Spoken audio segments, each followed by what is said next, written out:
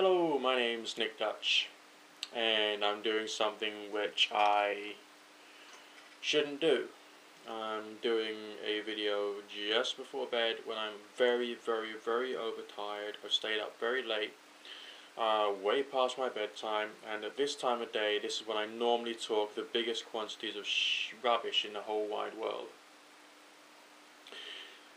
But TJ did a video on his TJ Does Life channel. And I thought it was interesting. He's talking about freedom. One of the things he says is that politicians tend to use the word freedom rather a lot. Okay, fine. Politicians love their buzzwords. It's the way that they confuse people. It's the way that they make people think that the politician is in agreement with the individual. It's a good way of disguising what they really think or believe. And one of the buzzwords that they use a lot is freedom. I don't think there will ever come a time when there is freedom, ever. One guy I met was born abroad, and he's spent from his childhood onto his, these mature years here in the United Kingdom. He says that Britain's the best because you got freedom of speech, movement and religion. Well, we don't have total freedom of speech. During the reign of the politician Tony Blair, if you wore a t-shirt saying bollocks to Blair on it, the police would have a chat with you because certain forms of freedom of speech are actually frowned upon. There's other forms of constraints on your freedom, for instance, social norms. Now, if you were to live in a country that was totally free, you could be anything, you could do anything, you could dress any way, you could make up an accent and you could talk in that accent, you could make up a language and talk in that language. You could literally lose sight of society. You could think that it's wonderful to just take a club and bash someone over the head with it. That's total freedom. It just doesn't matter, freedom, freedom, freedom, freedom, freedom.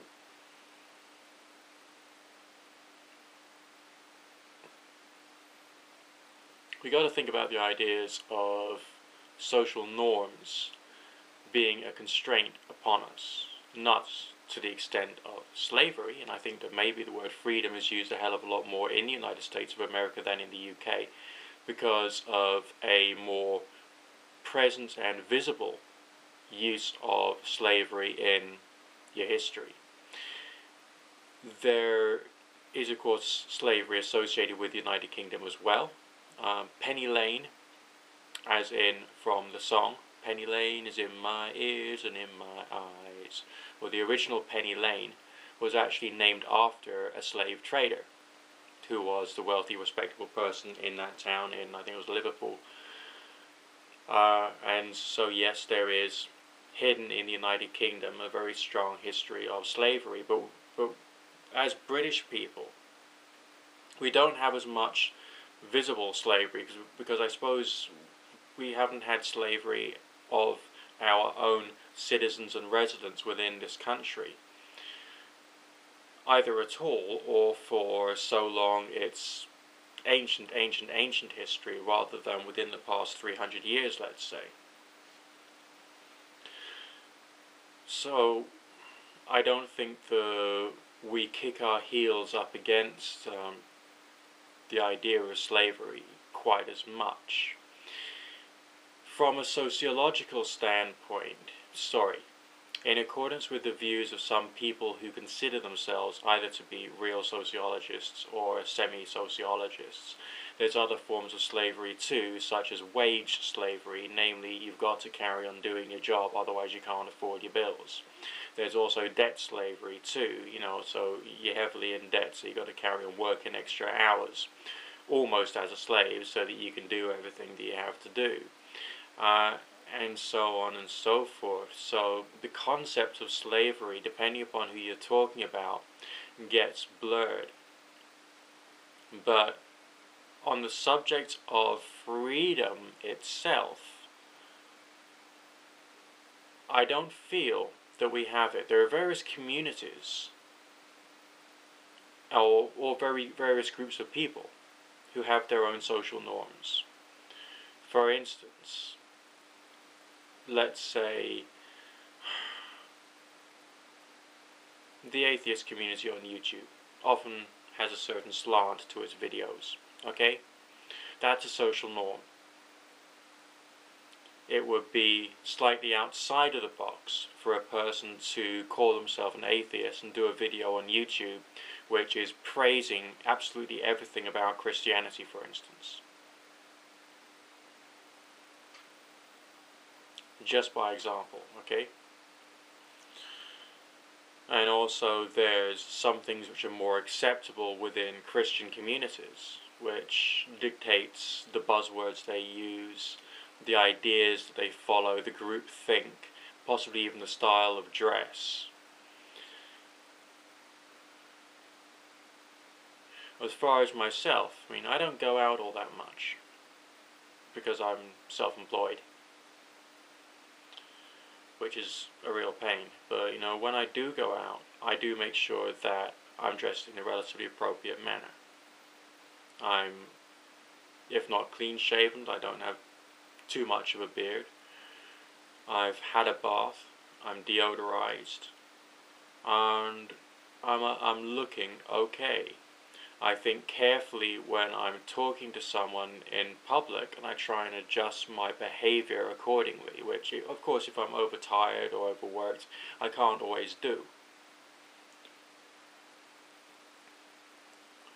And I also don't speak in French when I'm talking to someone who doesn't speak French. You know, I speak the language. I react in ways which are appropriate.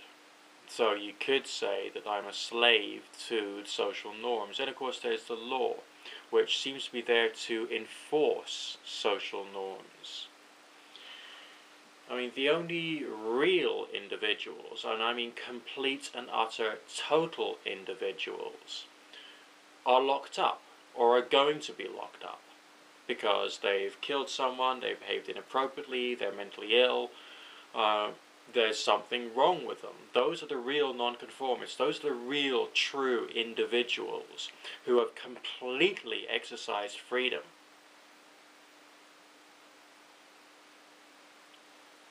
And the people who do not exercise freedom, who learn the social norms of society, they're the ones who can actually survive because they try and fit in to us, you know, within the acceptable limits of society. But it's always going to be there. That's why we've got like speed limits. That's why, which, you know, we're rule makers and rule breakers, alright? Because if you've got a 70 mile an hour speed limit, maybe everyone will drive at 75. Because humans in groups start building like tribal social norms. That's one of the reasons why a person will feel happiest going to one particular church, but won't feel just as happy going to another church despite the fact it's of the same denomination. Alright, or it might even have the same priest, alright, because the community itself builds up its own tribal norms, and these people have to fit into in order to be able to get on with and be in a certain degree and quality of agreement with the individuals. So you don't go to a church wearing an upside down crucifix with a t-shirt saying Satan is my Lord and Master, and with a couple of horns sticking out of your head, and expect to be treated nicely. It doesn't happen that way. We have to obey the laws of society. We can't step outside them. Alright? If you want total freedom, prepare for a padded cell.